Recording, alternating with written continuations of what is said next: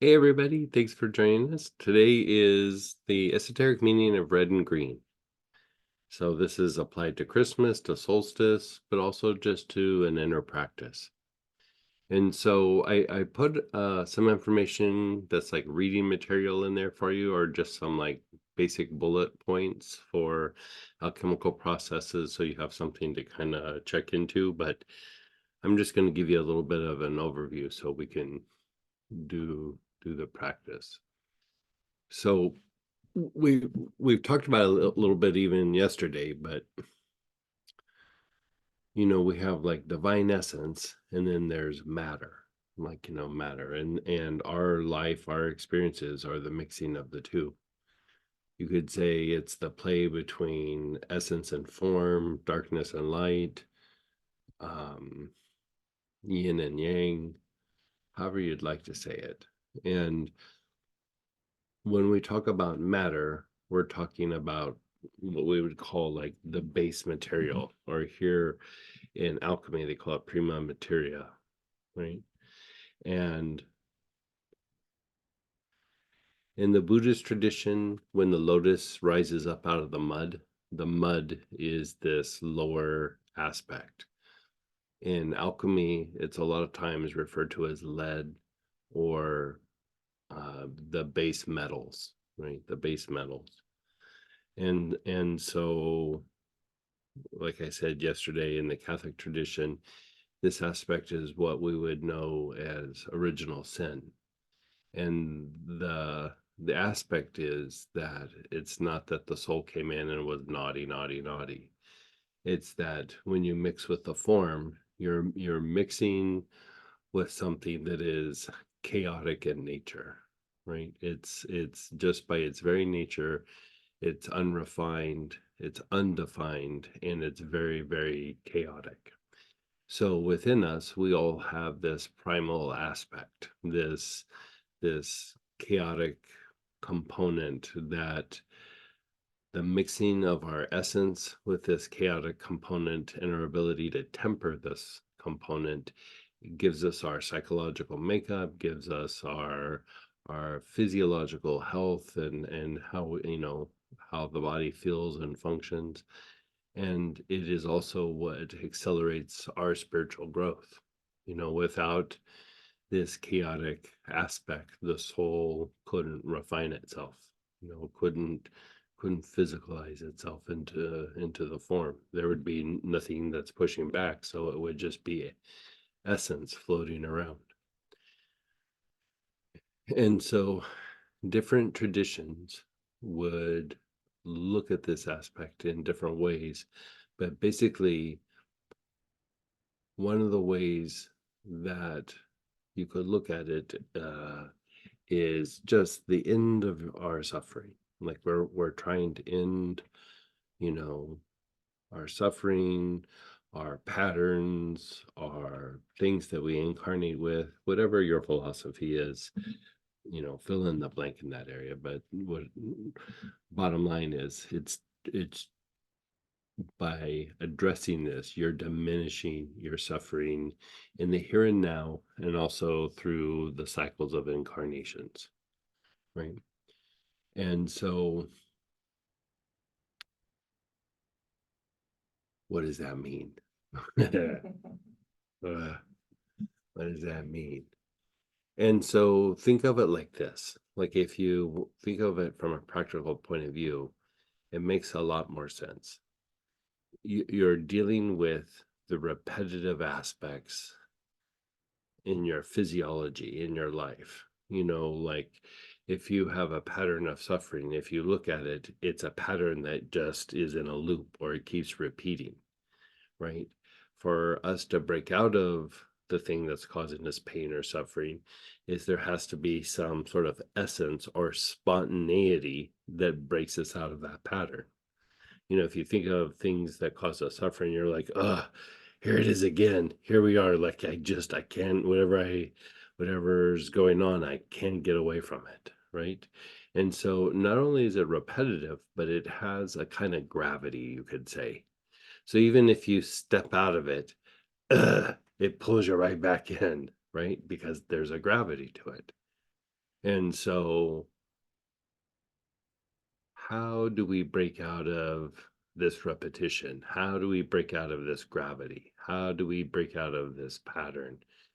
How do we stop attracting these things that perpetuate this pattern? There's all these kind of like levels or degrees of issues. And even when you look at the energy body, when you look at the aura, there's an aspect of just the energies we've attracted, the essence that we've attracted. Then there's a component that has to do with the radiance of the aura, basically what you attract and what you repel, right?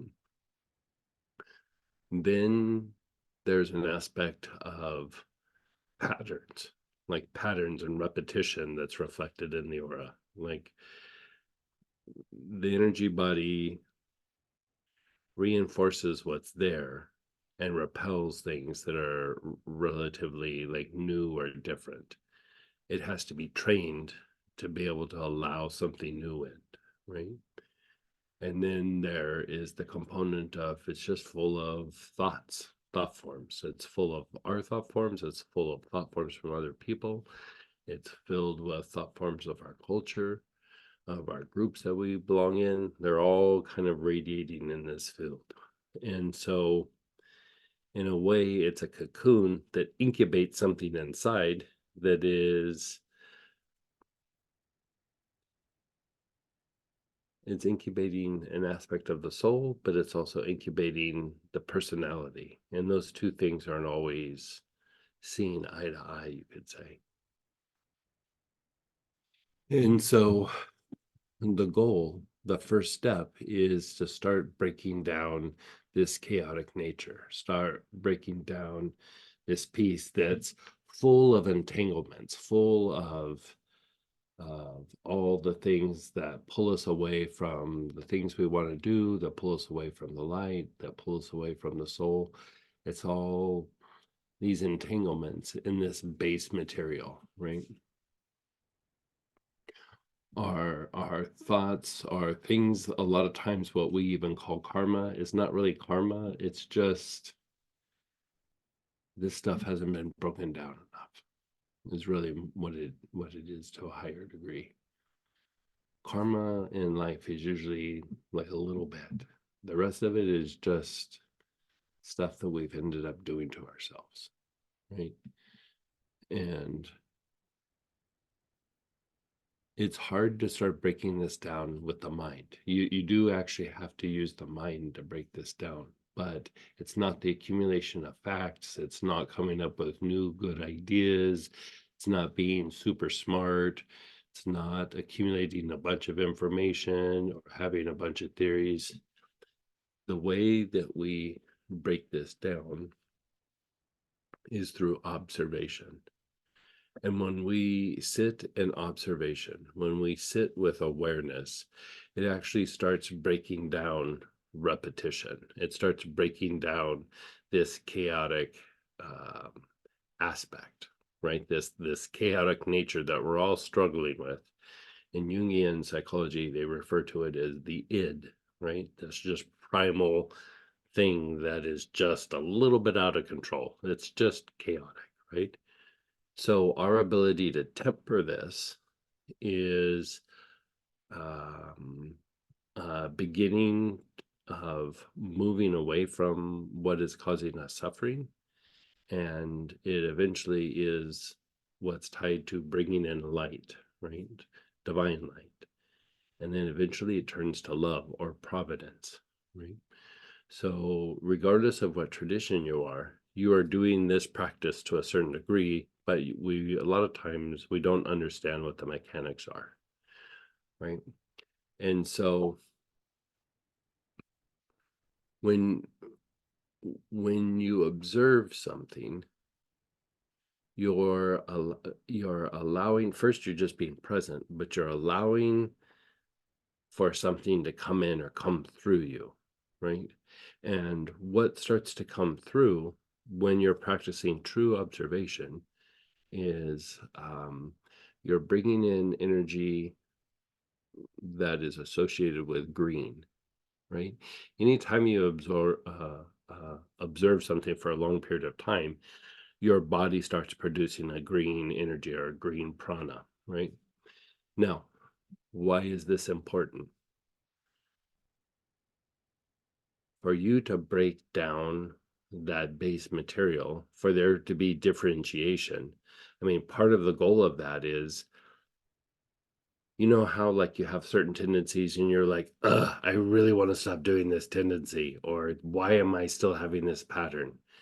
Part of it is it's fused into this base material, right? Because really what we're talking about is another way of saying healing, right? So you're going on all this entwined material, that little piece right there, I want to be able to make that go away. And this other piece that causes me to be happy, I'd like to make that better. But it's all entwined in this ball of attachment, you could say, right? And the more that you break that down, the more there starts to be differentiation in your conscious awareness, right? So, what starts to happen over a period of time, you start to see the differences and the things that cause you suffering and the things that you would like to cultivate, right? So, at first, it's just flashes of perception. But over a period of time, you can start going, I want to develop this aspect, and this other aspect, I want to diminish. I want to temper it because a lot of times it's an ability that's just out of control, or it's something that just needs to be released, right? But we have to untangle so that we can start seeing the different pieces. And then as we work them, we start to have a response. The more tangled they are, the less likely it's going to respond to our attention or our awareness or our efforts.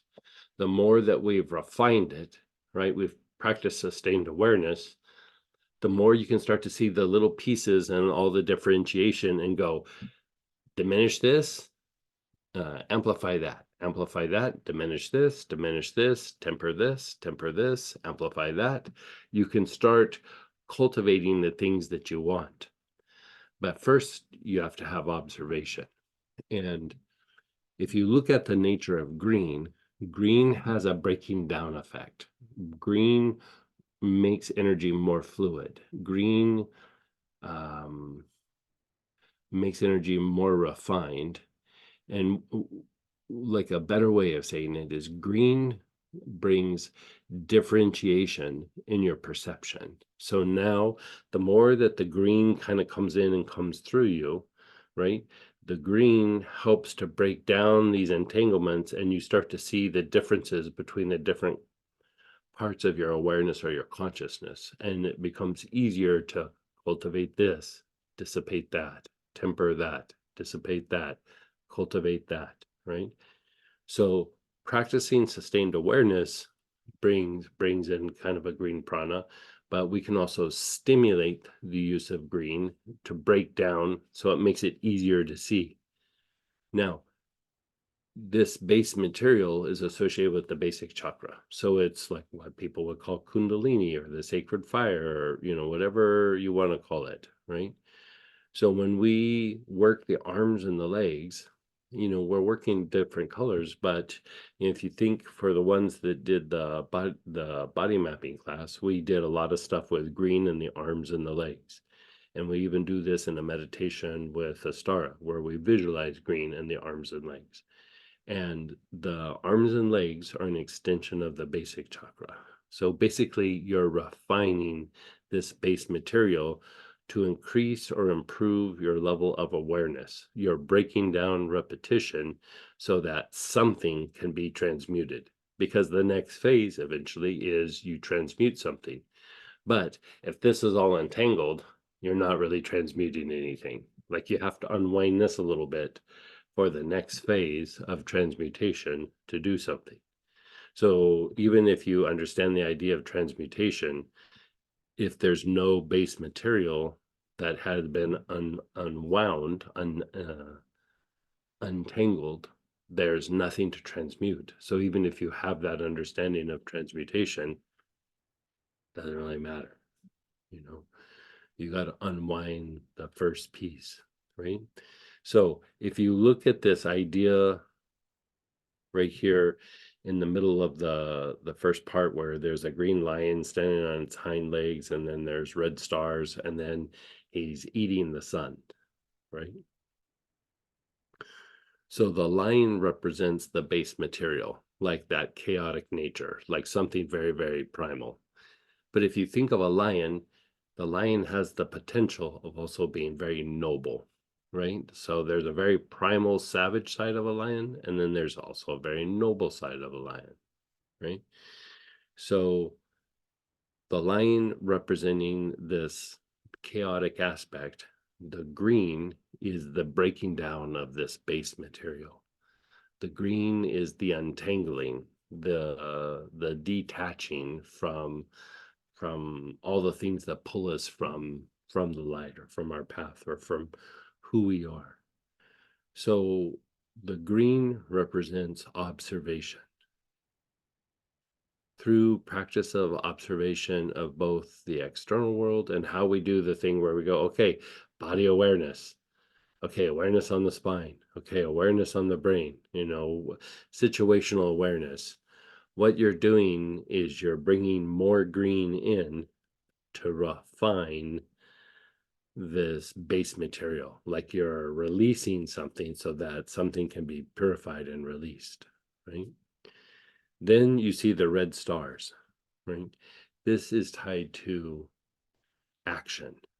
So once there's something refined, the next step is to take some action based on this new perception or this new refinement, right? And in that, you go from observation into action. Just that produces divine light. Just that. Like, so the red represents the action component, and the green represents the breaking down or observation. Now, the reason why there's 7 stars is it's tied to the 7 classic planets. And so the action eventually turns into developing higher emotions, moving from lower emotions to higher emotions, which those 7 red stars represent the 7 classic planets. When we work the planets, that's what we're doing. We're trying to develop higher emotions, emotions that are outside ourselves. Lower emotions are about the self, higher emotions are about others or things outside of ourselves, right? Something bigger than just our life. Even the downloads from the soul come into the heart, not into the solar plexus. This is to see something outside the life, outside your mind, outside your emotions, right? Now, the lion is consuming the sun, because in this dance between red and green, eventually you're bringing in divine light. The byproduct of this is the body's ability to consume spiritual energy. Like, it's able to bring spiritual energy into the physiology, and then it starts to take it to an even higher degree of breaking down the chaotic nature of the body or of matter, and refines it, right? It transmutes it. It it's doing this through the harmonization of opposites.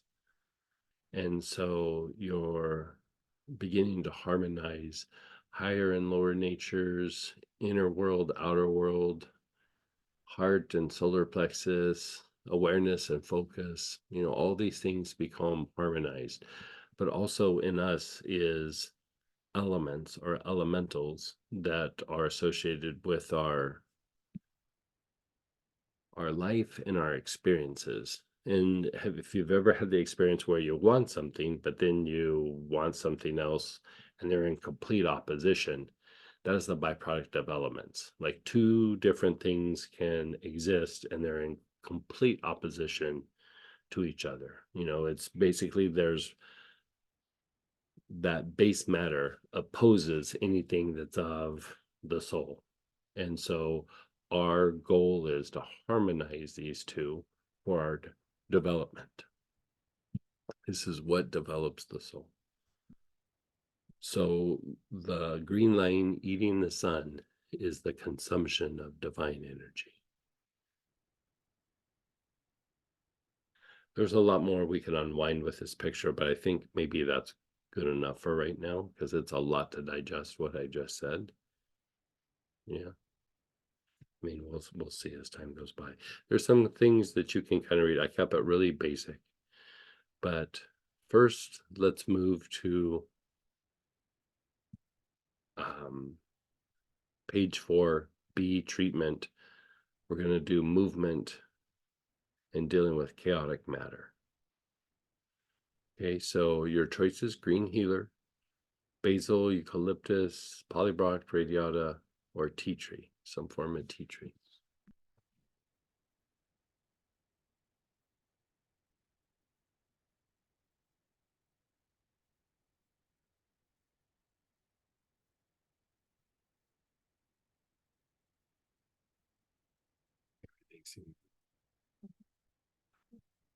Okay, so this is what I'd like you to do. Think of some area in your life where there's a little bit of suffering. It could be with a person, it could be a situation, it could be a pattern, whatever it might be.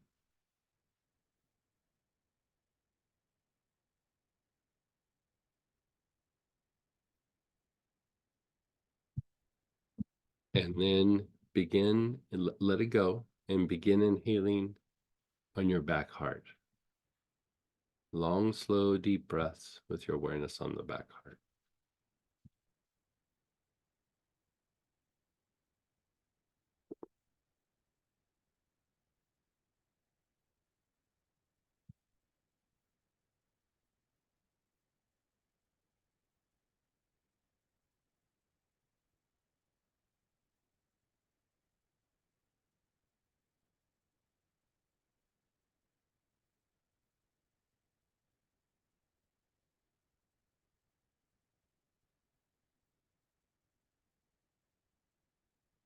And then just pause and be still for a moment.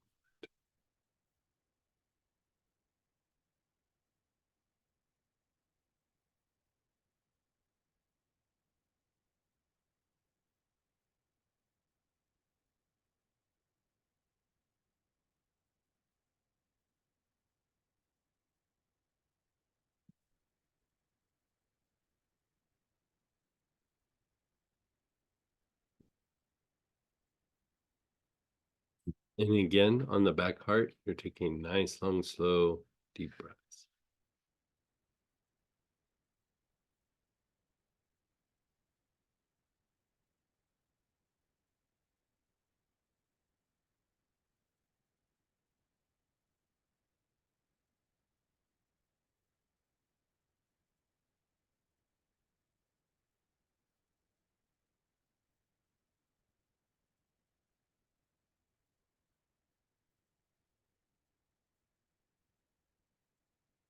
Nice, long, slow, deep breaths.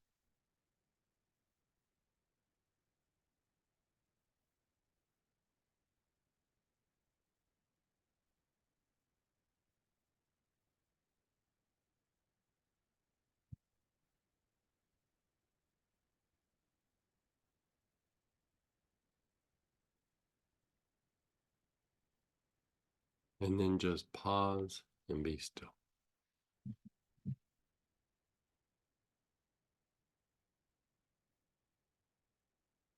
Now, just with those two little cycles on the back heart, observe that same situation that you observed in the beginning, that area that's causing you a bit of suffering. That person, that situation, that pattern, whatever it is, just observe it again.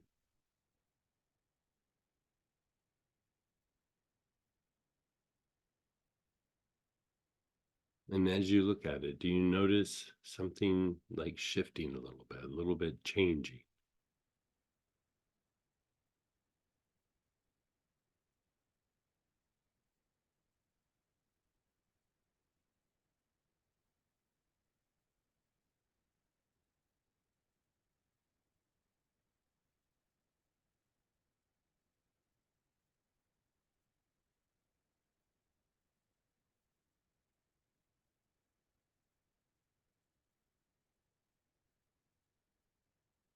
Okay, let it go. Begin inhaling again on the back heart. Long, slow, deep breaths. Your awareness on the back heart.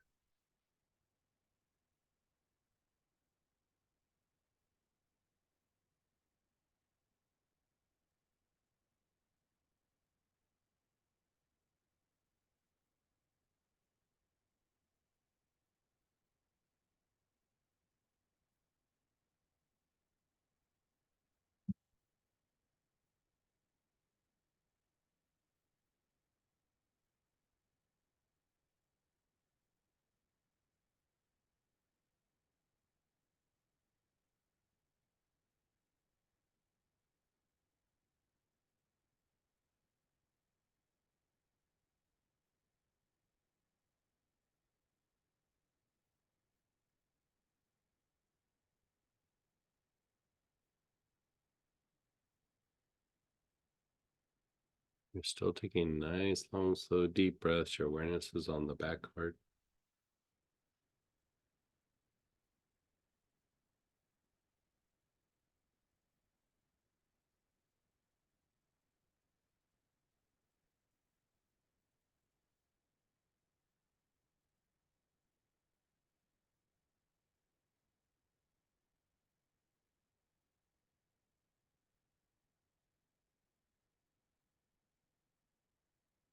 Move your awareness to the armpits.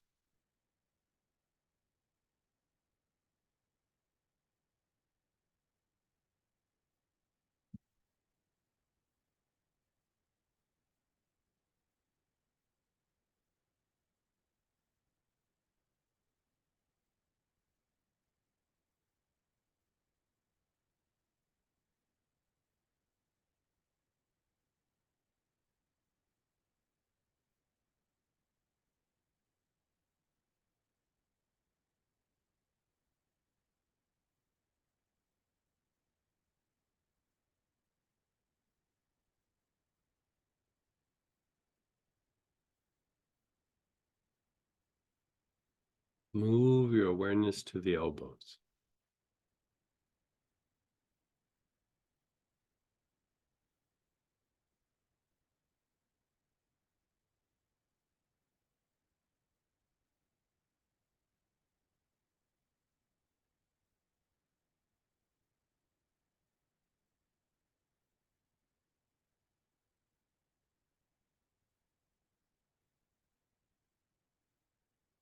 Your wrists. Awareness is on the wrists.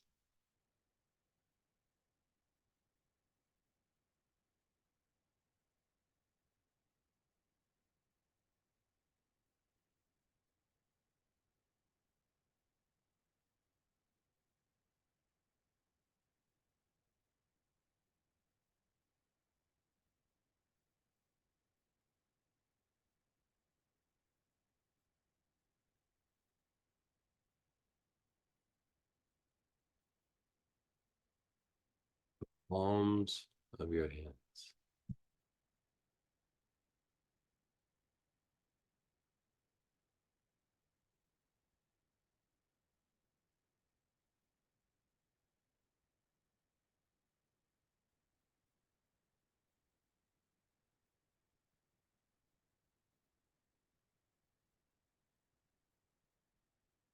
Your hips.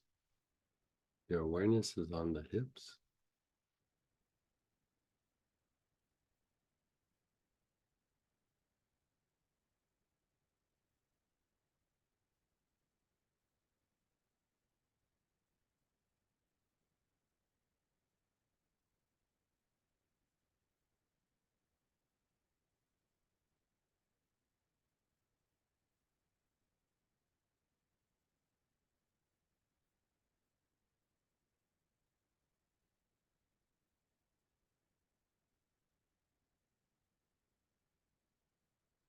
The knees, especially the back of the knees.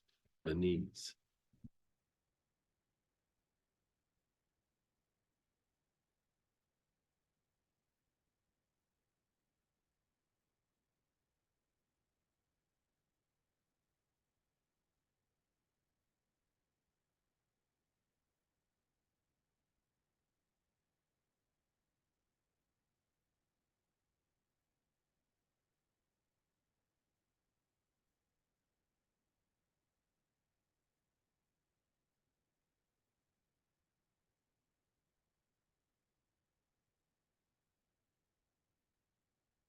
Ankles. Your awareness is on the ankles.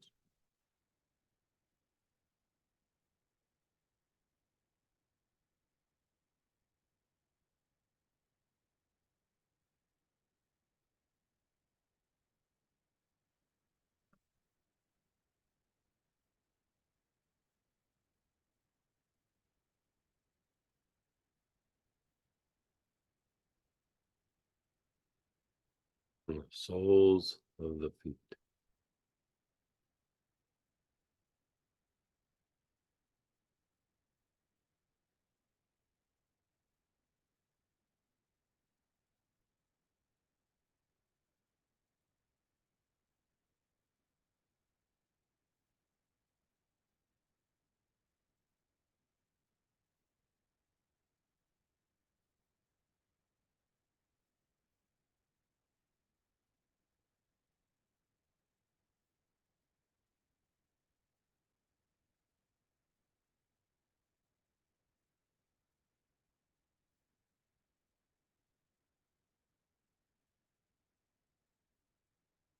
The bottom of the tailbone.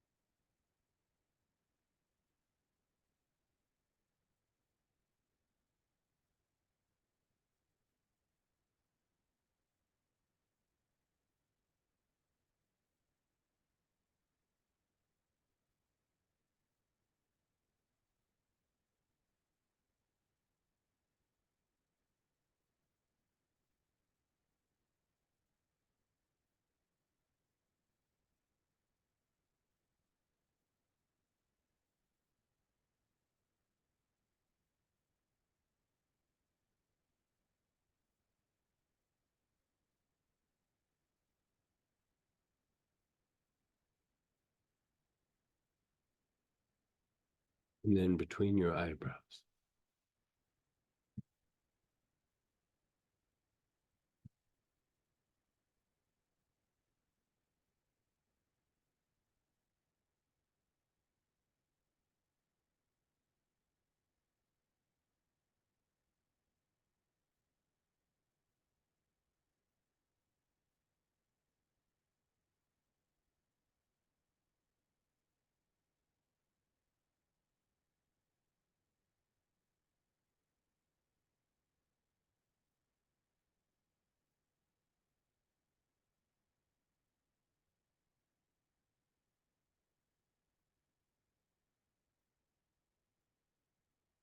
Just be still.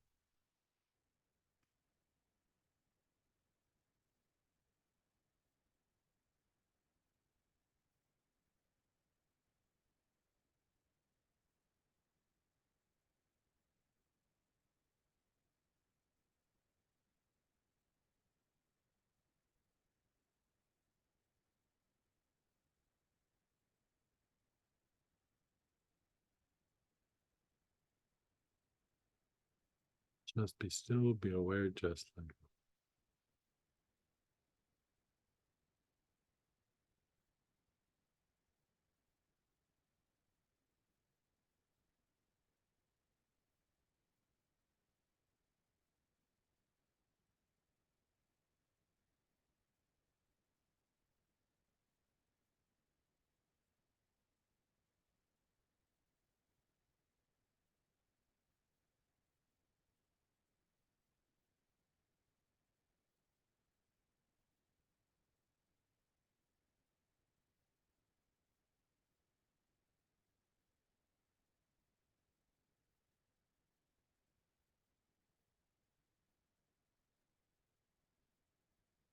Let's just check in.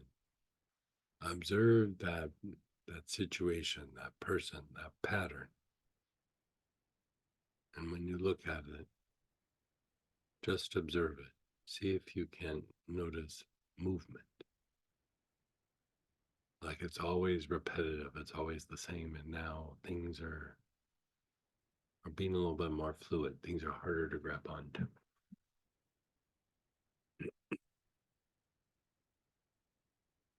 What do you know?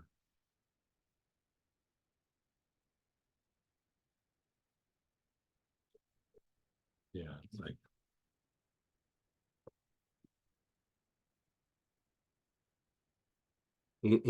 anytime you look at a situation and it's like, oh, it's the same as it ever was. Like, it's just always the same. Observation is what's going to break it down. It's going to what start to cause movement or a shift in that pattern. And so even if it's a thing with a person, that's still like that entanglement. If it's a situation, still that entanglement. So the more that we unwind it, it becomes easier to then engage the healing process. So this first phase is very important to establish the movement towards healing. Are you going to move a little bit? Are you going to move it in the physiology? You're going to move it in the psyche. The longer the observation, the deeper the healing. So let's do that again. Let everything go. Just start inhaling on the back heart. Nice, long, slow, deep breaths.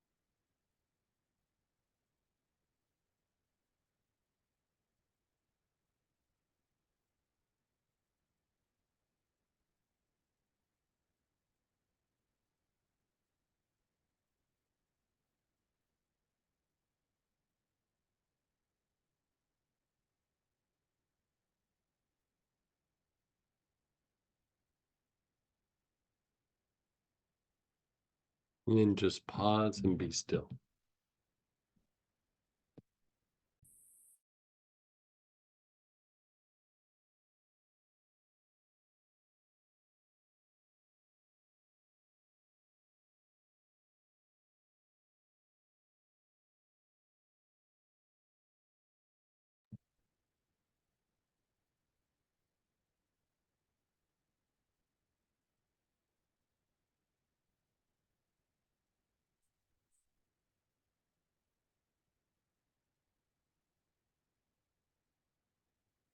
And you're just letting go.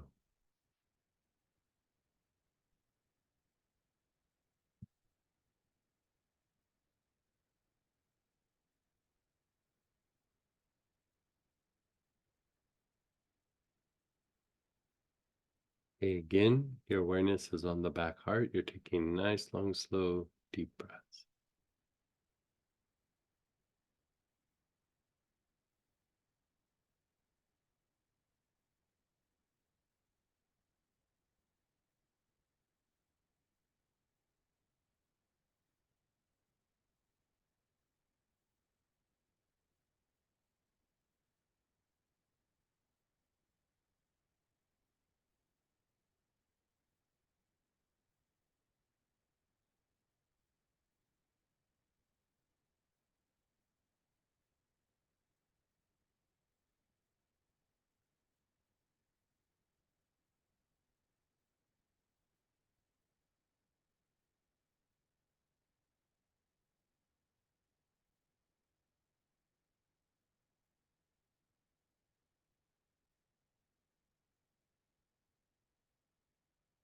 Long, slow, deep breath.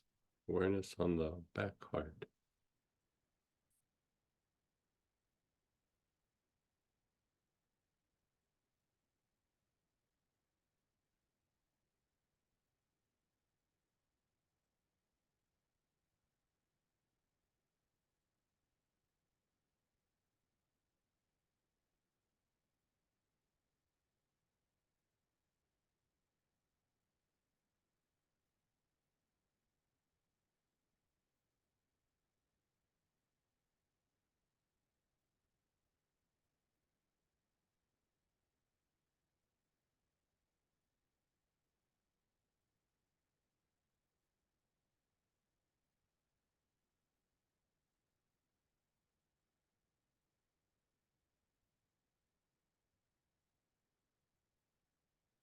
Just pause. Pause and be still.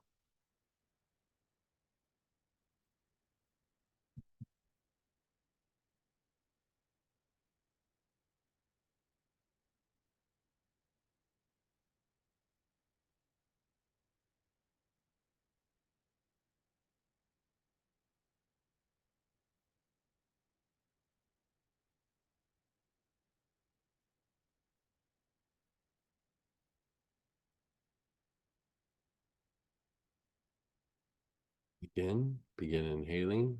Let's do the back heart again between the shoulder blades.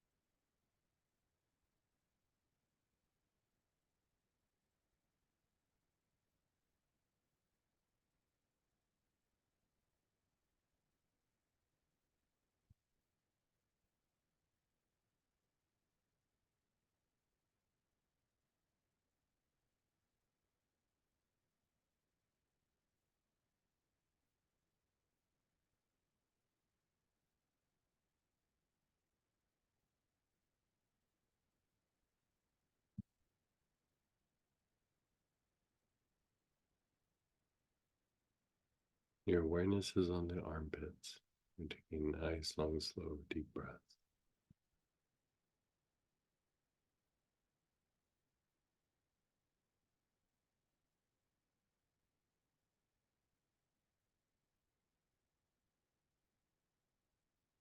The elbows, your awareness is on the elbows.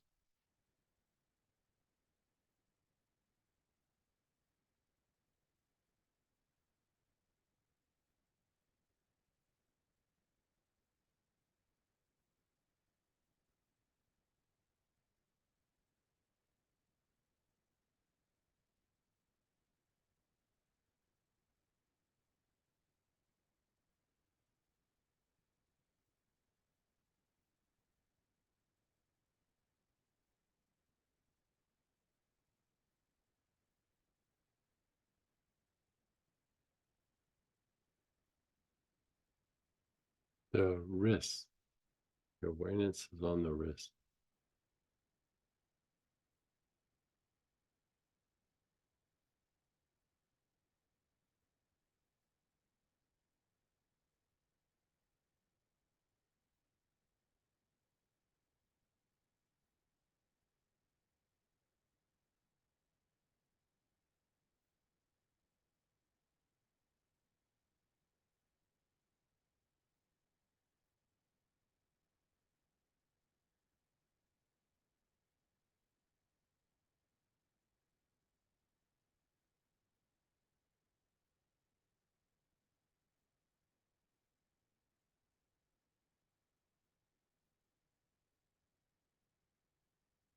The palms of your hands.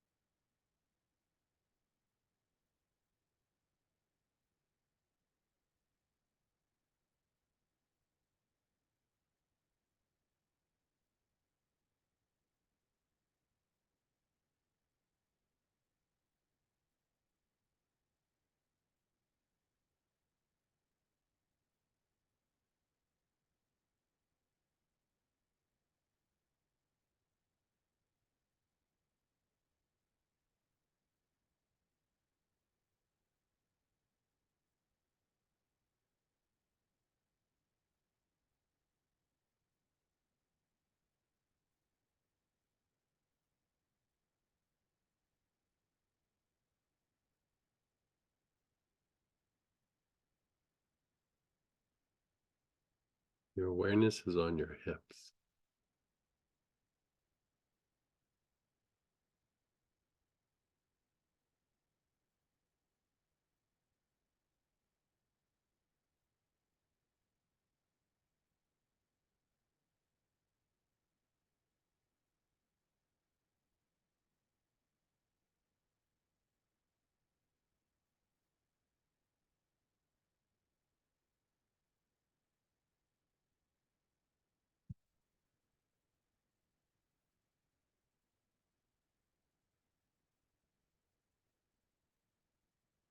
Your knees.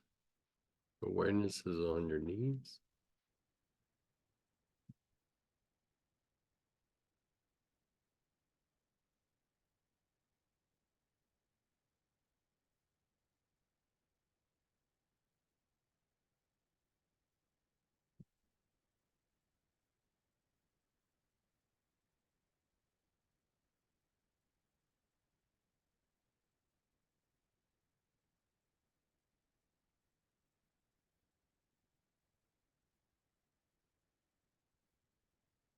Your ankles.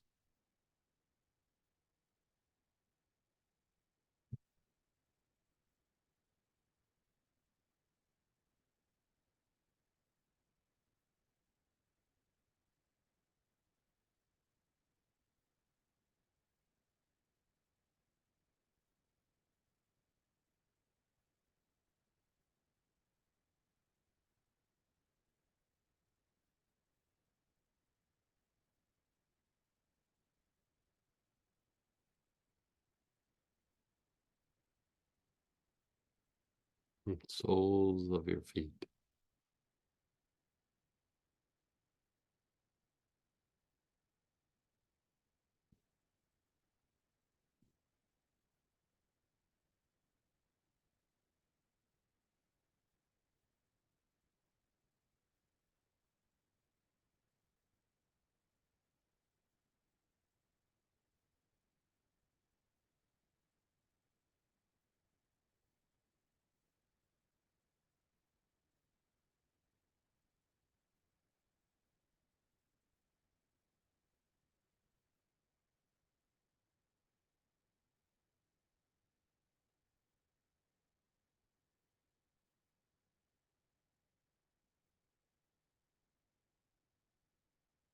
Your basic, the bottom of your tailbone.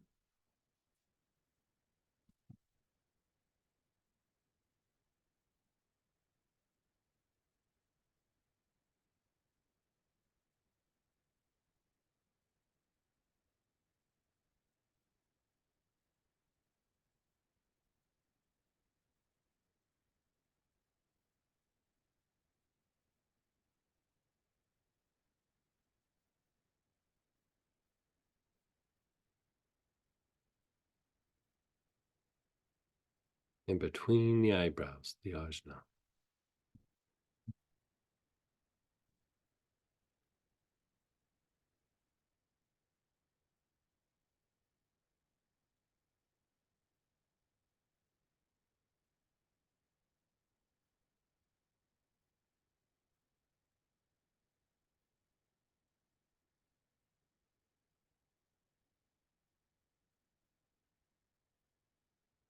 And just let go. Keep your eyes closed, let it incubate.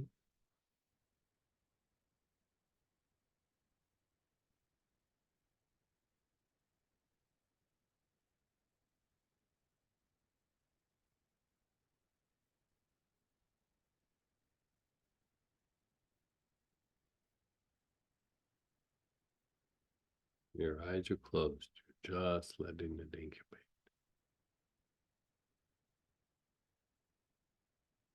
So let's do a little experiment. Your eyes are still closed. You're not inhaling anything. Observe that situation, that pattern, that person. You're just going to sit and observe. Try to maintain your awareness on that situation. If pieces of information comes up, just observe it.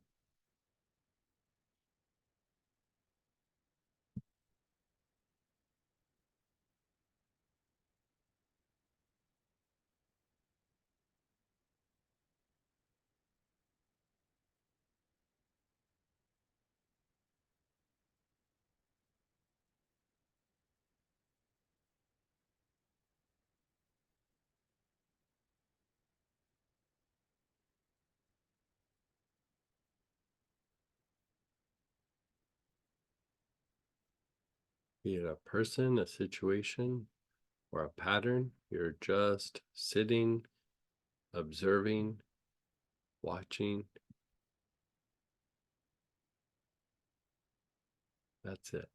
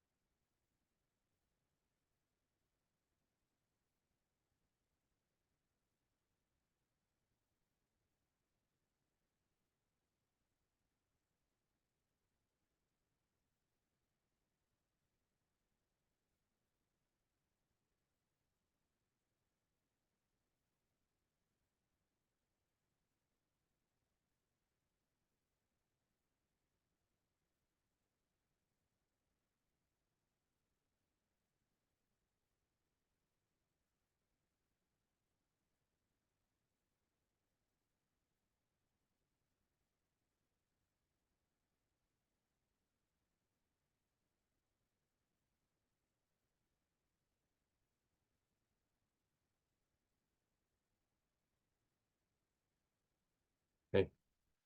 Now you've observed it outwardly. Now, whatever you feel in your body doesn't necessarily mean an ache or a pain. Just see if you can feel something in your body, some heaviness, some tightness, something where your attention's drawn to.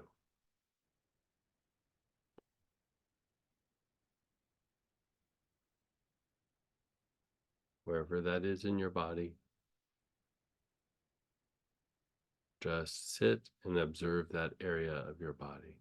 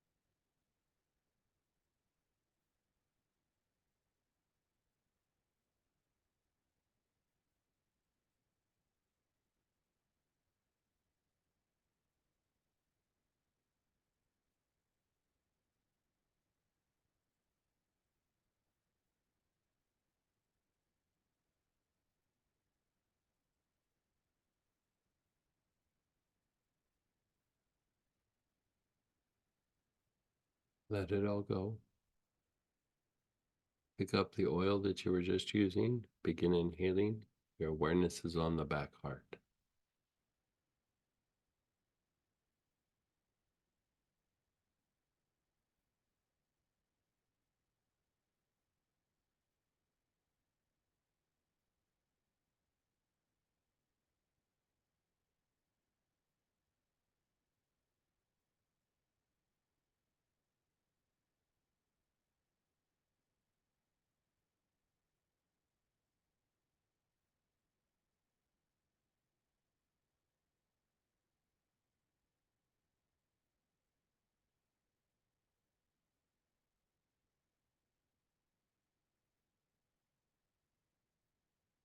Long, slow, deep breaths with your awareness on the back heart.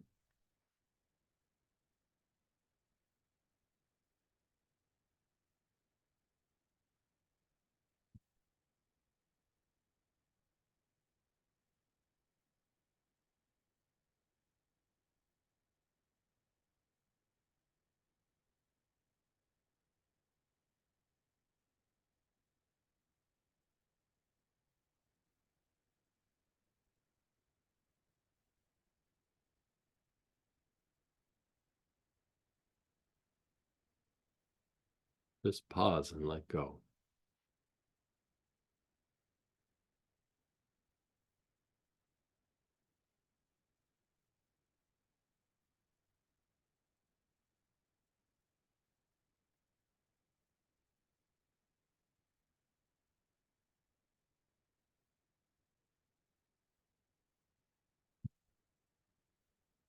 Begin inhaling again on the back heart, the area between the shoulder blades. Nice, long, slow, deep breaths.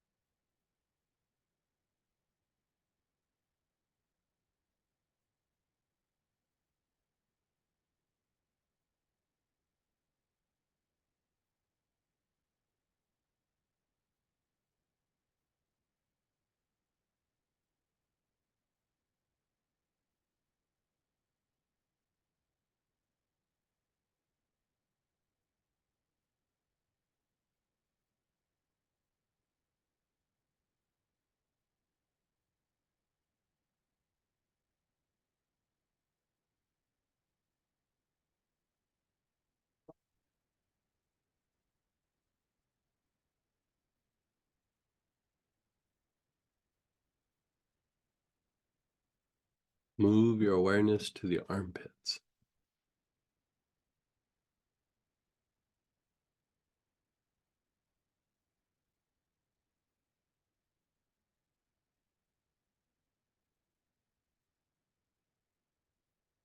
Move your awareness to the elbows.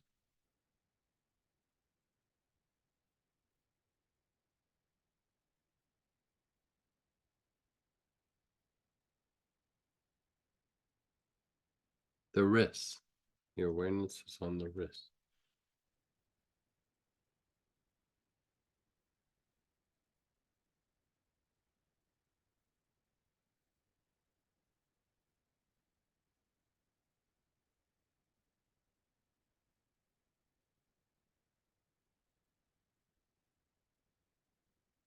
Palms of your hands.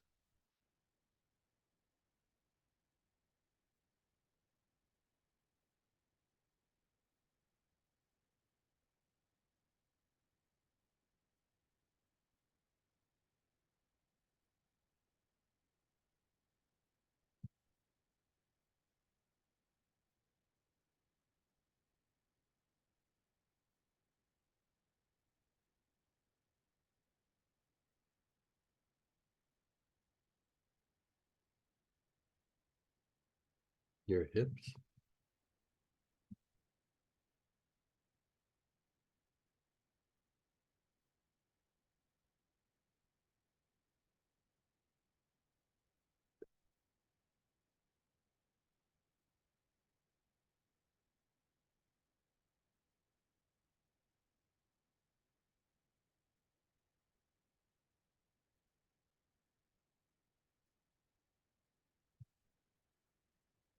Your knees.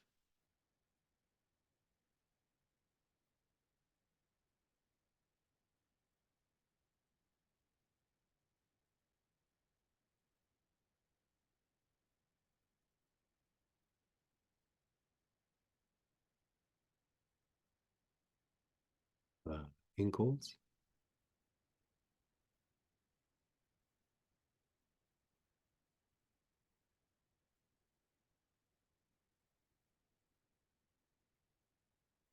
Soles of the feet.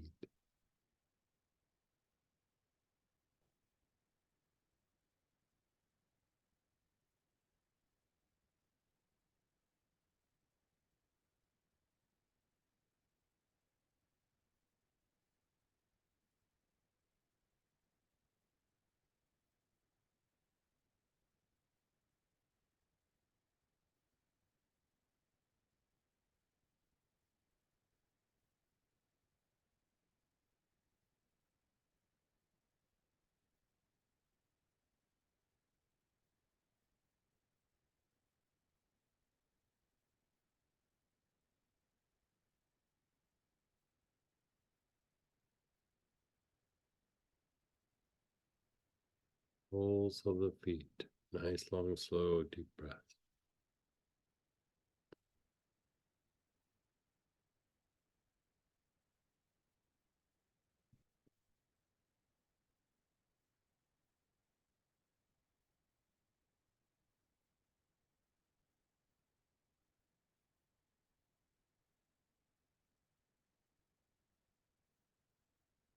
The bottom of the tailbone.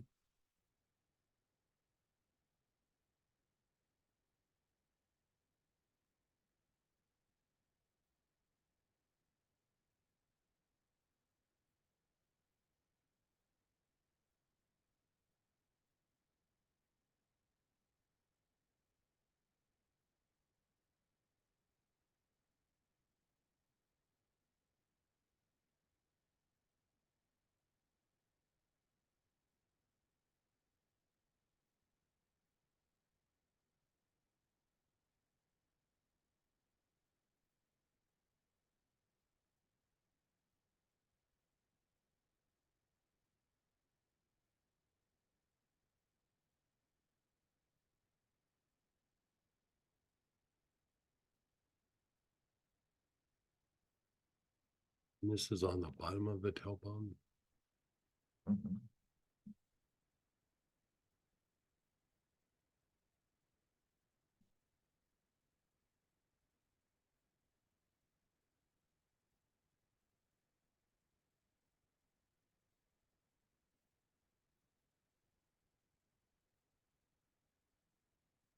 The ajna, the area between the eyebrows.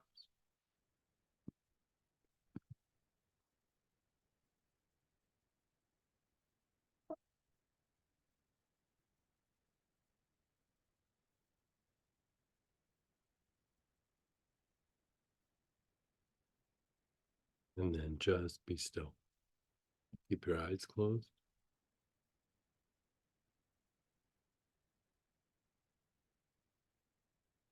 Now, observe that person, that situation, that pattern. Let's just see what you notice.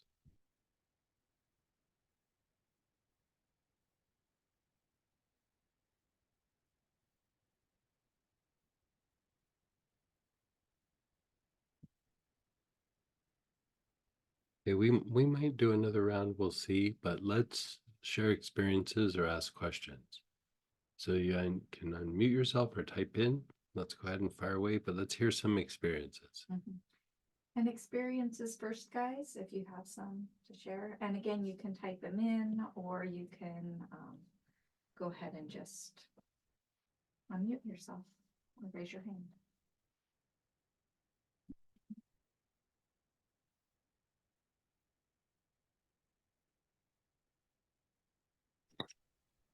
Hey, Greg. Hey, So the situation itself didn't change, but what I noticed was my reaction to the situation. oh, good. Yeah, like, oh, this is how I always react to that. So then, but still the dynamic of the two is still the situation. So even you know, a lot of times it's not going to be the other person changing or the pattern, but like how we are able to pull something out of ourselves that's different. You know, usually we enter into a situation like, I'm only going to do this because it's not going to be painful, and then or it's not going to make, you know, me shift or change, and then you get in there and you're like, ugh, this isn't working. You know, this is what it happens every time for all of us. And then you go, okay, what am I going to go do different?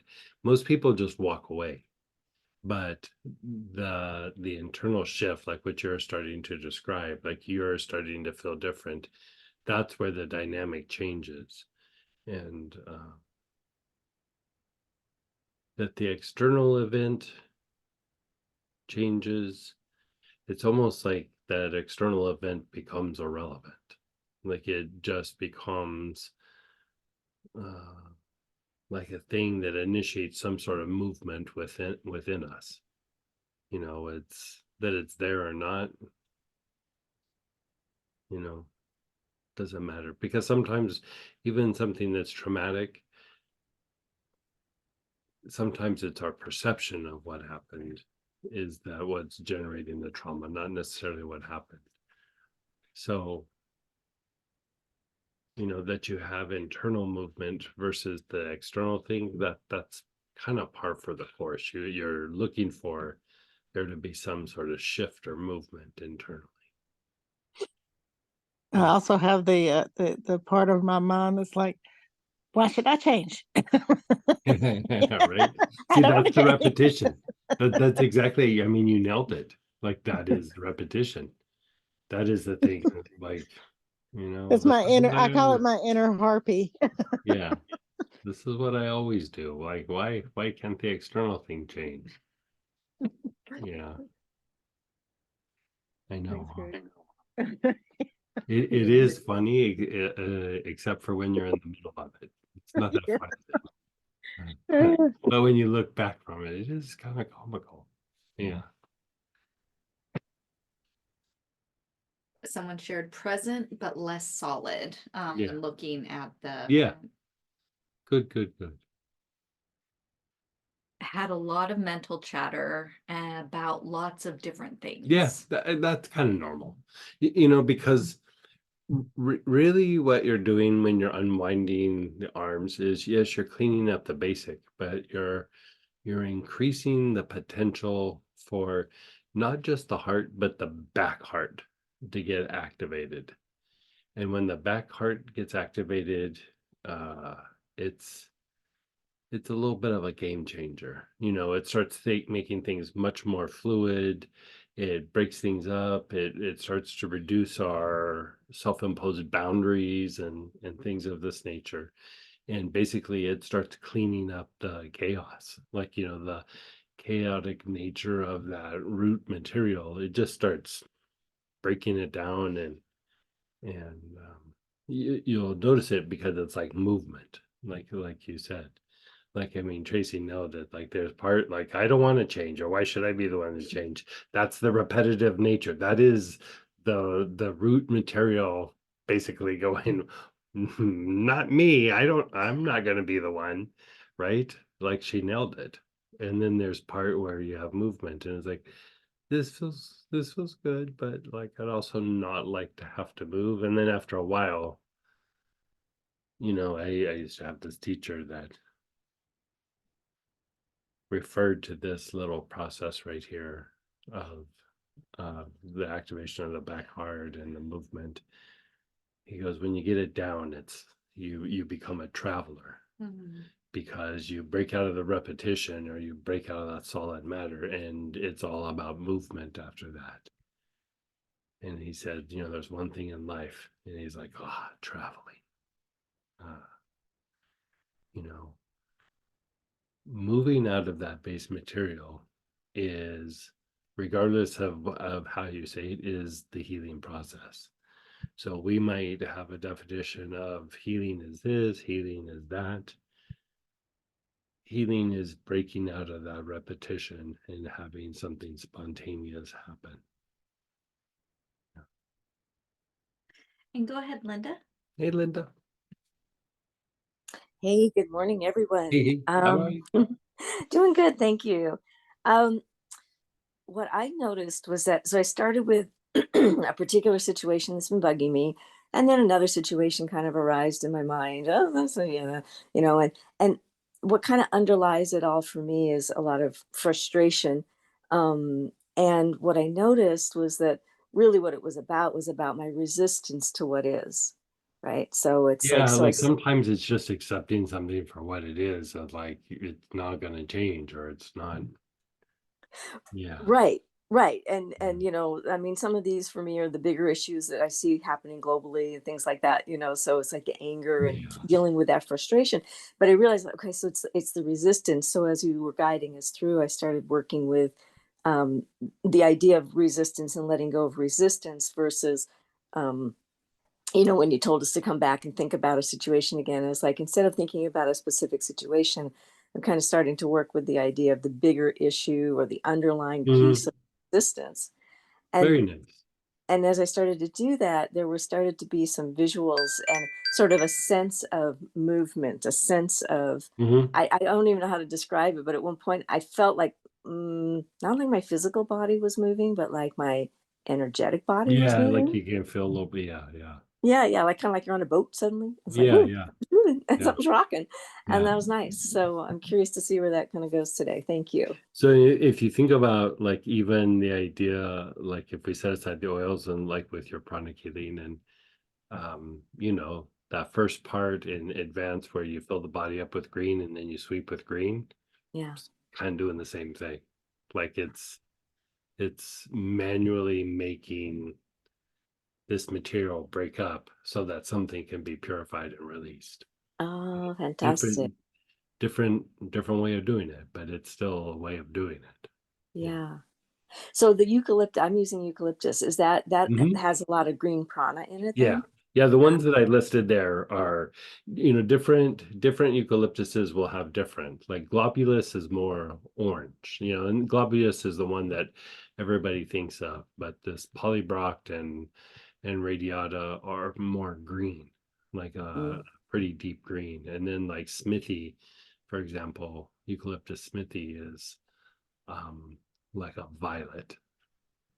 Yeah, a violet. And then iron bark is like a greenish yellow, like same with Citrodora. It's a bit more of like a greenish yellow.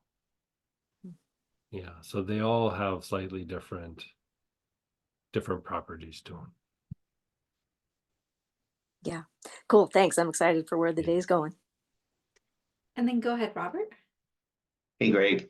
Hee Uh, so when you were talking at the beginning of class and describing this chaotic matter, hmm and you talked about finding the spot in it and pulling it out, my visual became how you have a whole bunch of cords all tangled up. And I don't mean energetic cords, I mean physically, Yeah, like yeah, yeah, extension cords and stuff.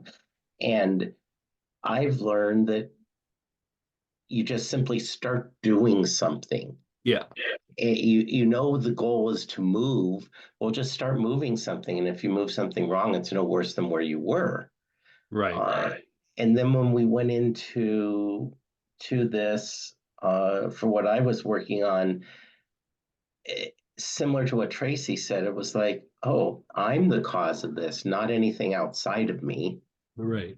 And then it came back to some of what I learned yesterday. It's about just starting to take an action. hmm It doesn't matter what action, as long as there's action, the Right. red stars in the green field. Because if you think about like we want to be right when we're coming from the intellect, from the logical mind, like, oh, it needs to be right. From the intuitive mind, it's like just get it moving, I'll adjust. You know, Yeah, because in the intuitive mind adjusts very quickly. The logical mind doesn't adjust very quick. So it's like I need to be right because the paperwork that's going to happen if I'm not right. Like I got to make all these adjustments where the intuitive mind is like, let's just get moving. We'll figure it out on the fly. Like we'll fly from the seat of our pants, so to speak.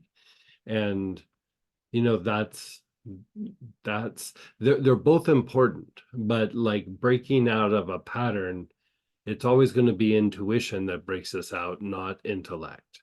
You know, intellect refines what happens after the fact, but that movement out of the pattern, out of the repetition is always intuition.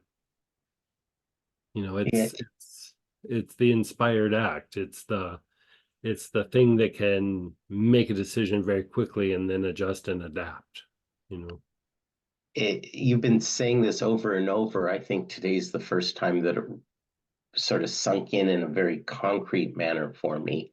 And what you're saying right now about that adjustment, just start moving, and the intuition says, "Oh, you're going 180 degrees the wrong way. Turn Right. around."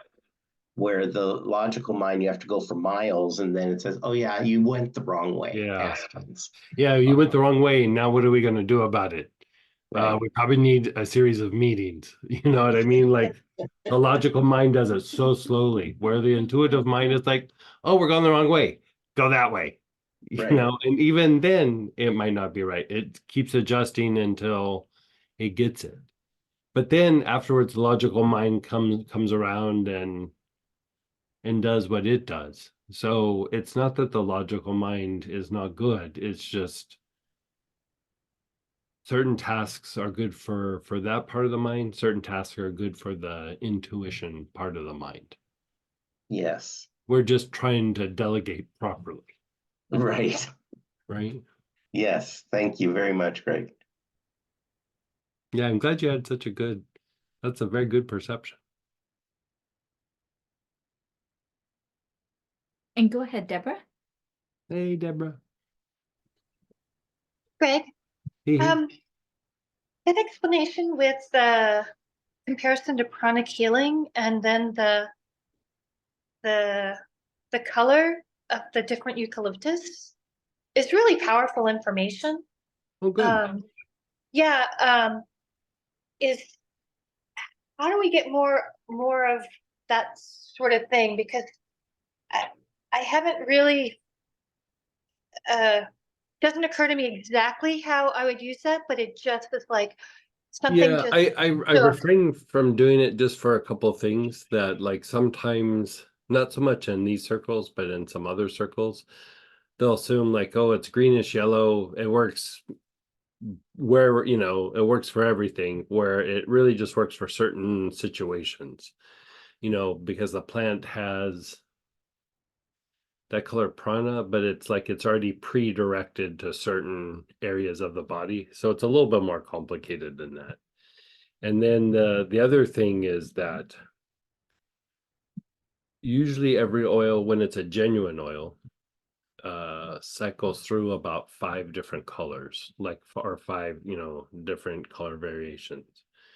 And so it might start out green, and then it might go violet, and then it might go pink, and then, it depends.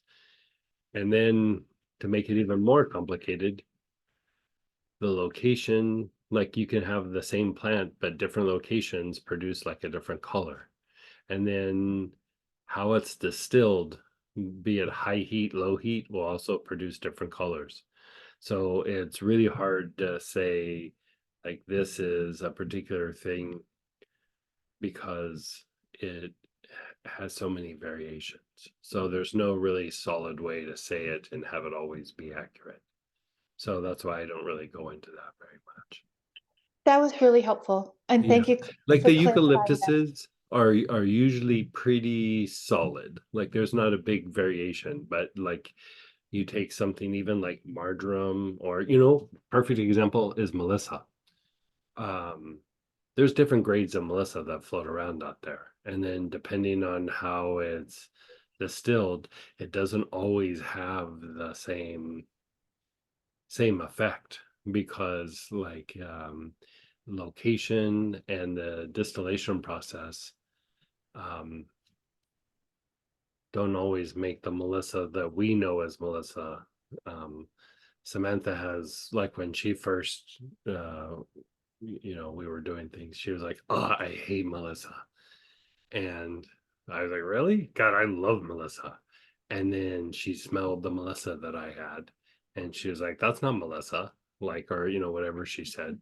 And it was very different than the Melissa that she had experienced. And even when she started taking it internally, she goes, yeah, that other Melissa doesn't do this. So there's like kind of cheaper versions of things where, or lower grade, that the color is different, the potency is different, and even the effects on the physiology can be different. And so, I like things like Melissa, I buy the most premium version I can find, like different things like that. Sometimes I'll spend a lot more getting something that, I could get it like a lot cheaper. Ginger is a good example, or rosemary verbena is a really super good example. There's a bunch of cheap rosemary verbena out there. Well, Greg, that's It, why I'm faithful to you. Are you you're kidding so me? sweet. I But know it's this like about you. I get the one that I think is going to be the most therapeutic. And if we were just trying to throw things out there, like I could do much cheaper versions of it, but like I want the bomb, whatever it is, like I want the best one. And so the colors sometimes are different, and definitely the quality, the qualities or the properties will be different. And so, you know, hard to do it like across the board for the colors because of that. I mean, there's some ones like tea trees and eucalyptuses are pretty easy to stay within the parameters, but even things like marjoram and stuff, there's different versions of it. And so like I've resisted putting out that material, you know, except like in conversation and stuff. But you know, like with oils, green is green, but it doesn't necessarily work for everything the way, like if you projected green towards the feet and then go, but the ears still are doing the same thing. It's like, well, you projected green at the feet. Like that can happen with the oils. You know, the tea trees and the eucalyptuses can kind of be broad spectrum green, but some of the other things that might be green, they're not quite that broad spectrum, if that makes sense.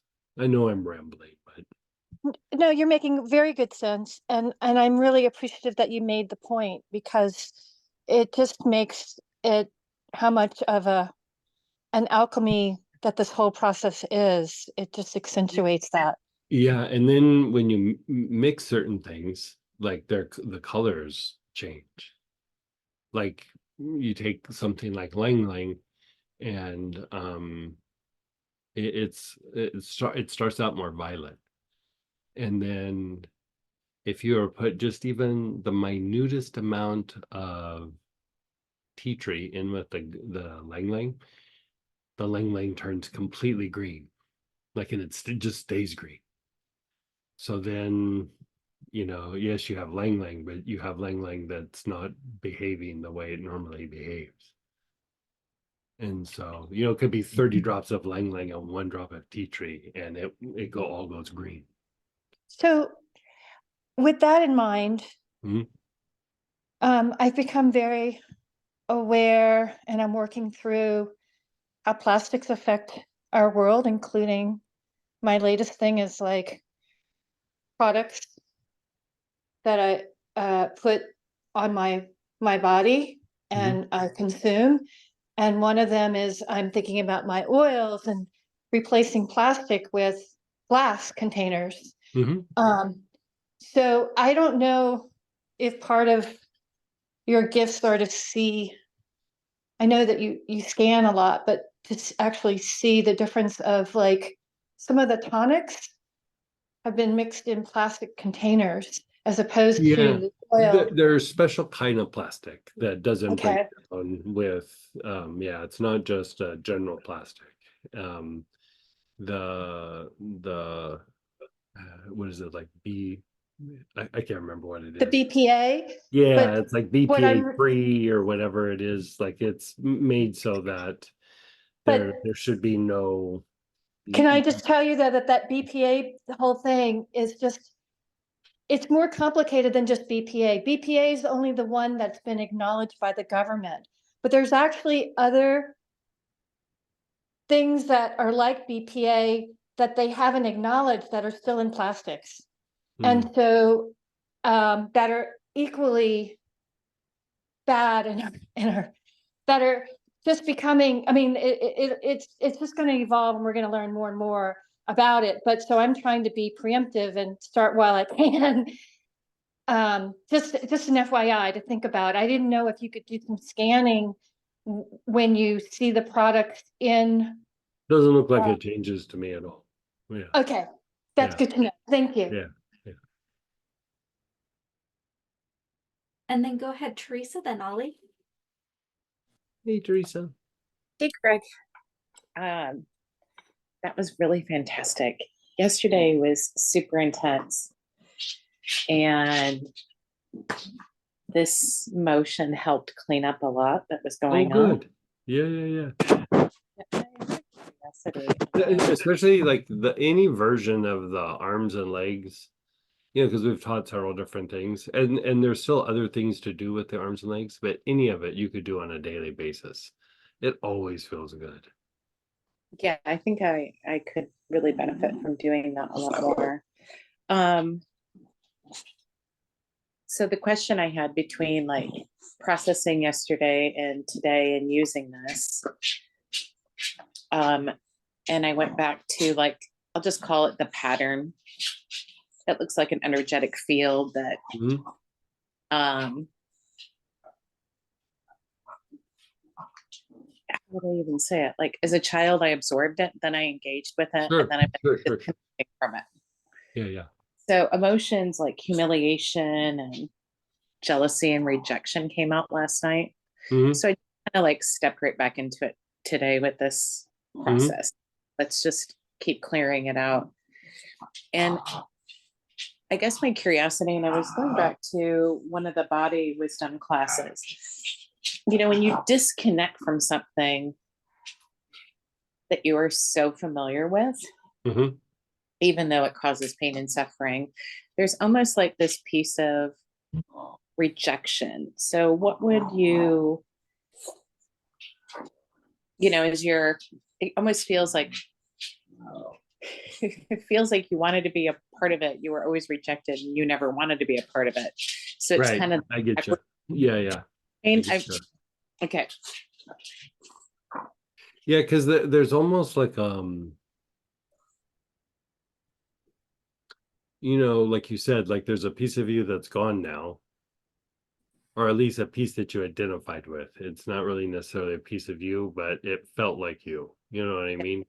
And so, and then after that, there's also a little bit of like, well, now what am I supposed to do? Like, you know, because that was familiar. That repetition brings a kind of comfort. Mhm. And I find like working with either helichrysum or poplar helps reduce that. Like, you know, the helichrysum kind of helps you to acclimate to it and Mhm. like kind of move out of it. And the poplar, you know, part of what happens there is even that, even though it's all good, there's still like a stress there because now something's displaced. Yeah. And the helichrysum helps with the trauma of it, and the poplar helps with the stress of it. And the stress is the literal like displacement. And the displacement means it's not there Like anymore. you're pushed out of whatever that repetition was or whatever that place you were in. Like soon as you move out of it, there's the stress of displacement. Like you got pushed out of that repetition, or you got pushed out of like you could say balance, but balance implies that it was something positive. The balance was that you just had change, and then the body tries to balance it again. And so being pushed out of the balance just simply means like you've changed something, Okay. but balance is not like good or bad. It's just like, okay, everything is in repetition. Everything is like there's a Mhm. certain kind of order, and then being pushed out of that, you know, when it's negative, it's seen as like a stress, but a positive is a stress as well. And Sure. you could say, even taking that a step further, even the movement out of that repetition is not good or bad. How we handle it is what makes it good or bad. Like Absolutely. if we have it be growth, it might be uncomfortable, but it's very positive. But if Mhm. we double down and engage in some negative, or reinforce, I should say, some negative like thoughts or behaviors, then it has become a very negative thing, you know. Sure. And so, you know, it's that saying, like being in the eye of the beholder. You know, one Mhm. person's stress is another person's growth. Mhm.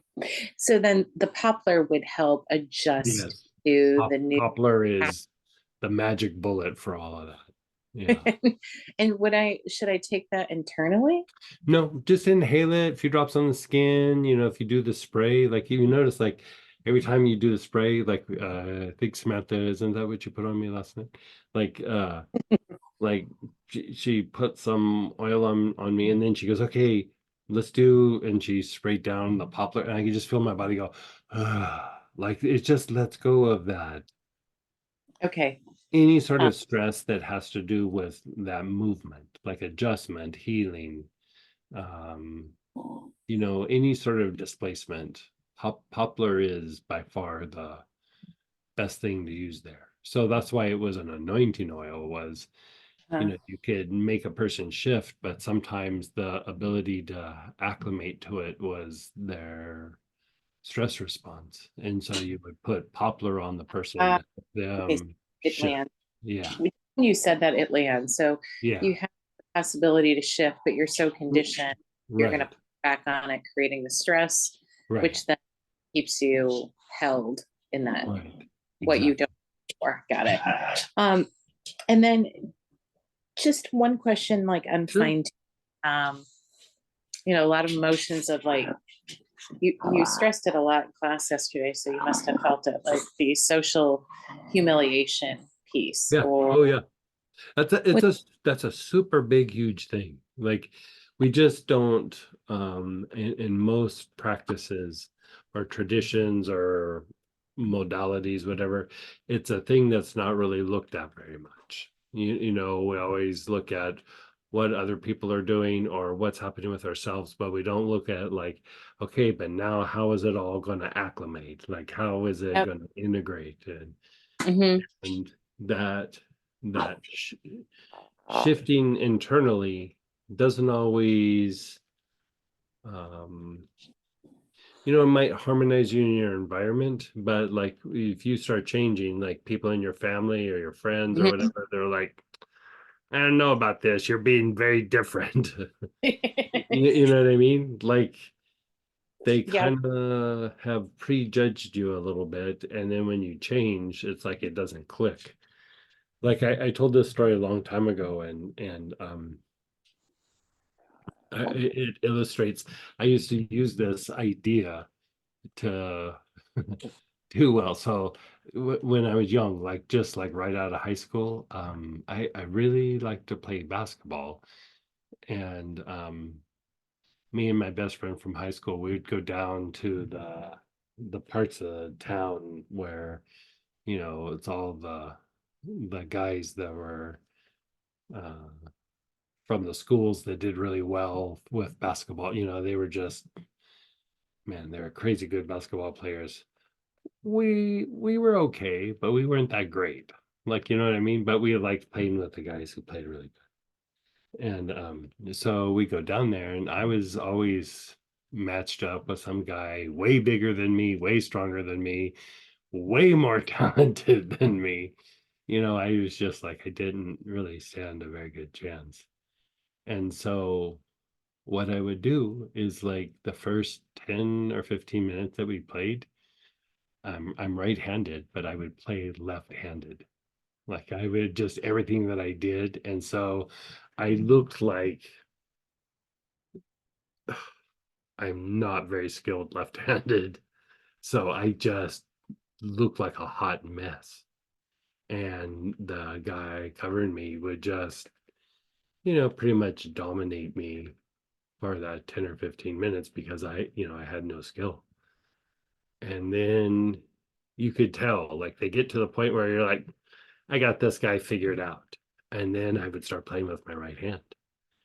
And I would score usually as many points as that guy, sometimes even more.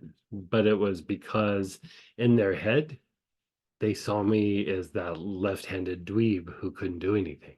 And so after he got used to me not being able to do something, then my skills with the right hand had a better chance to do well because he was always seeing me left-handed. Didn't matter that an hour and a half of playing right-handed gave him very different experiences.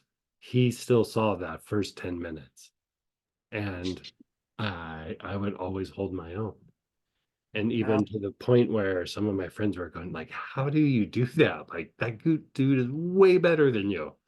And I was like, left hand roll, like I let him dominate me for 10 or 15 minutes. He decides in my head my ability, and then after that he can never let it go. Or Yes. he doesn't let it go in that game. It's is that, would you consider that a judgment that is ingrained or a Yeah, perception? like it's a judgment. It's like an assessment where they just go, okay, this is the amount of effort that I need to put in with this guy. Yeah, okay. And then after that, when it changed, his brain never changed with it. Got it. Yeah. He would just stand there and look like, huh, okay, didn't see that coming. And then another one, and then another one, and then another one, and another one. And Yeah. got it. People do that all the time. Yeah. And so when we start to change, they're still seeing you like, think about like you develop some abilities or interests and everything, and you go back to your family and they're still talking about the crap that you were doing when you were 8, and you're like, I'm a different person now, I'm not an 8-year-old. But in their head they're still talking about you like you're 8. Yeah. So in this, because I kind of see these also as like systems and patterns. Yesterday, I think you suggested on like the social humiliation type piece, but maybe it's popular now anyway. No, helichrysum and chamomils work really good for that. And Angelica. Angelica. Angelica was the one that was also on the psychic side, right? Psychic side. I think you recommended it yesterday for somebody to neutralize psychic attack. I don't remember. Probably, if it was psychic attack, it was not traditional. I don't remember what it was. Okay. Yeah, I remember it being about the social pain, but other than that, I can't remember. Okay. Like sometimes there's very specific situations for a person Mhm. that I might have said, but I don't remember what it was. Okay, so I think then, because I was writing it down because it resonated with me. So I put down Cape Chamomile for like the social humiliation, and then I wrote down Angelica for some reason as somebody was talking about it. I'm like, oh, that sounds like it would work. Yeah. Okay, so it's really that social adjustment. You've changed. Yeah, I refer to it as social pain. So like it's you've changed, and it's not being like it needs a period of like acclimating, and it being that people adjust to you or you adjust to people not adjusting to you. Got it. It's one or the other. Okay. So then on that one, it would be the Cape Chamomile and Angelica, and those are fine to ingest. Yeah, those are I have a blend. It's not on the site, but it's let me see what I put in it. Okay. I have a social pain blend, actually. Oh, okay. It's not on the site though. I could put it on the site, but it's Roman chamomile, Cape chamomile, Angelica, Melissa, yarrow, and acacia is what I put in it. Okay. And if we wanted to order that, we could just send you an email. Yeah, like send an email and just say like, hey, isn't there a blend for social pain or something? And okay.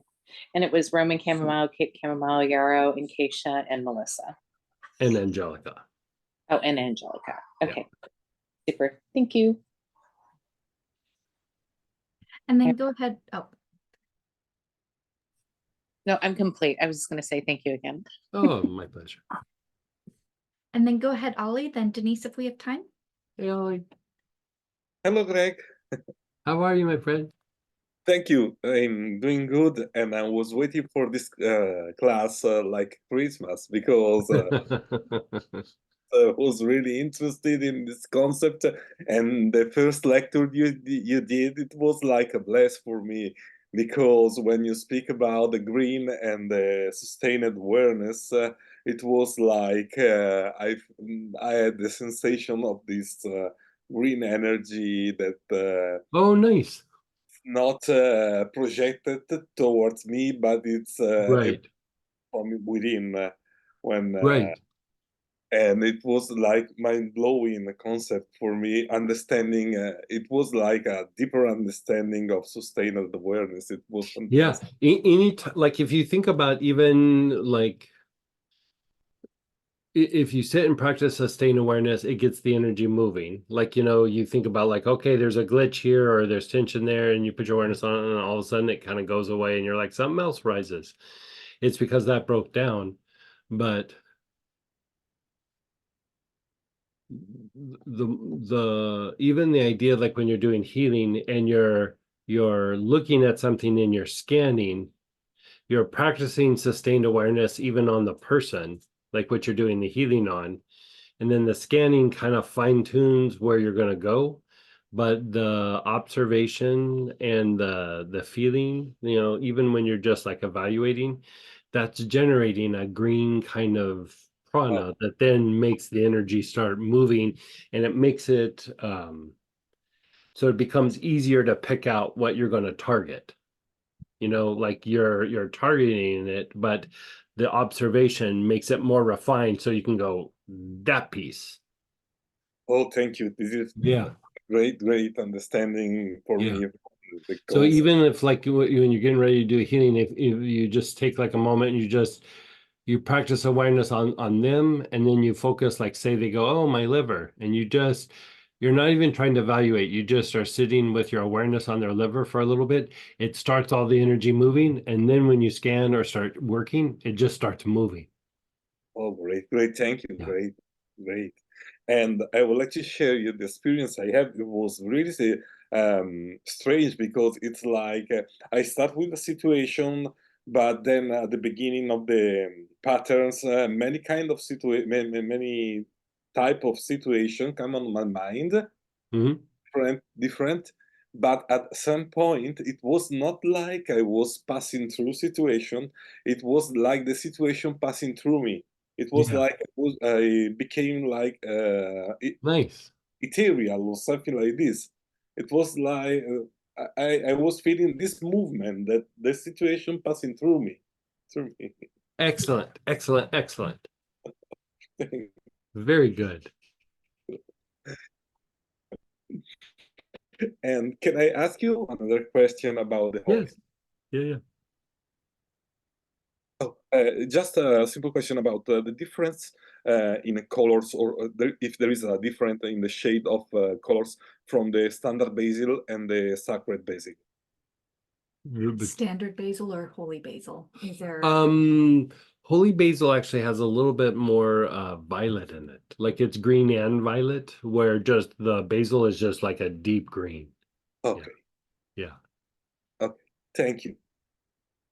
Yeah. Thank you, and wish you really joyful Christmas. You to you, too. So good to see you.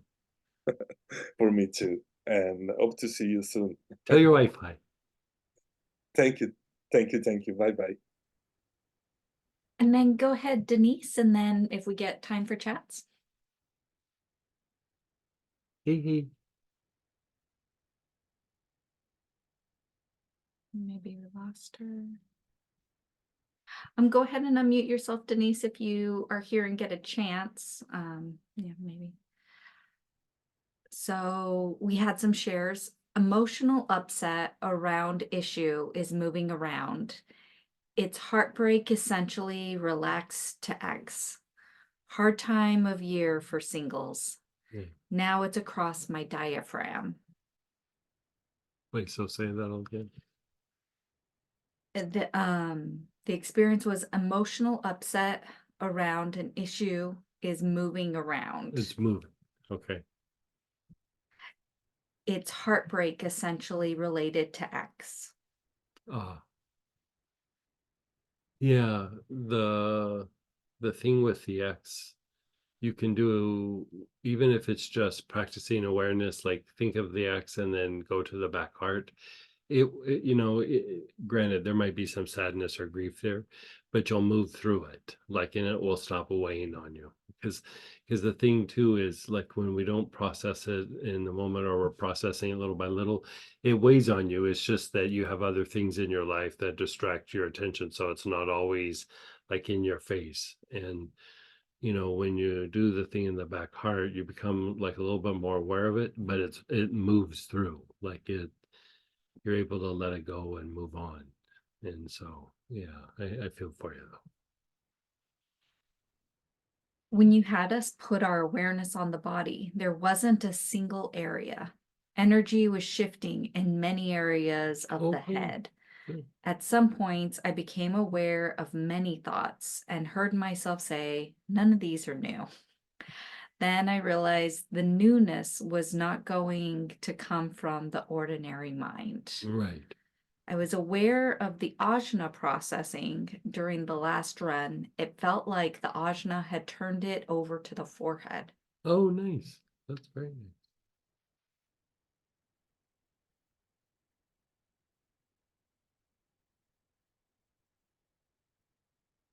Thank you. The basketball story is powerful. I'm putting it in my toolbox when I meet new people in a group. Yeah.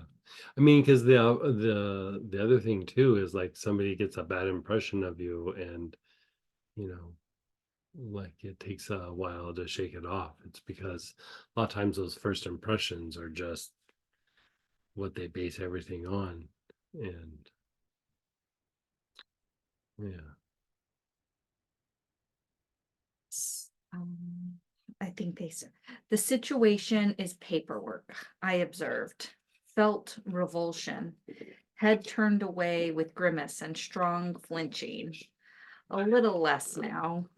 Still want to run away and hide, ignore and deny, knowing I truly must face it and deal with it, or go live under a bridge.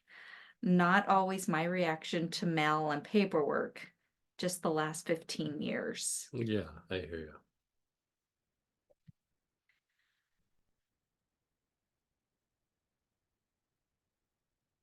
Two questions. Where did Green Lion photo come from? Where did it originate? It's an old alchemical picture that's probably a good 500-600 years old. And if you have time to find it, but what is in the back heart blend? Back heart blend is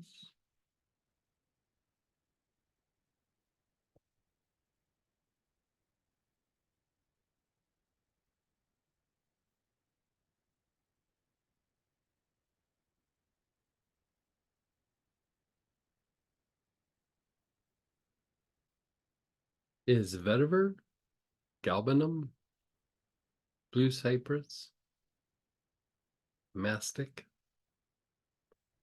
patchouli, and pretty heavy on Australian sage.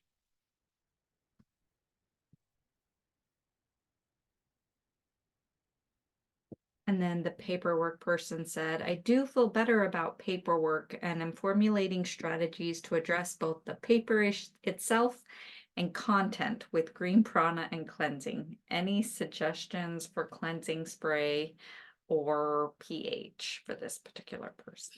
Clean the arms and legs. Cleansing spray. I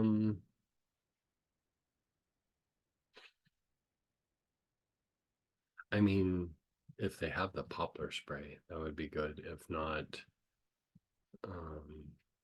like maybe a basil spray or a eucalyptus spray of some sort. Green healer. That'd be fancy. Oh, that'd be a good spray to make. It would be a really good spray to make. Yeah. We might have to make a prototype. I know. Let's make it at lunch. They said yes and yes and yes and yes. And yes. Okay. I think those are the questions. Great shares, guys. Maybe I put the link in for Astara. Yeah, so we're going to jump over to Astara, and we're going to do a little 3-brain meditation healing session if you want to join us. So it'll start in just a couple of minutes, and it runs just for 20 minutes. Like, it's done at 20 after on the nose. So join us if you want. And if not, we'll come back from lunch at 1:30 Central Time. So an hour and a half from now.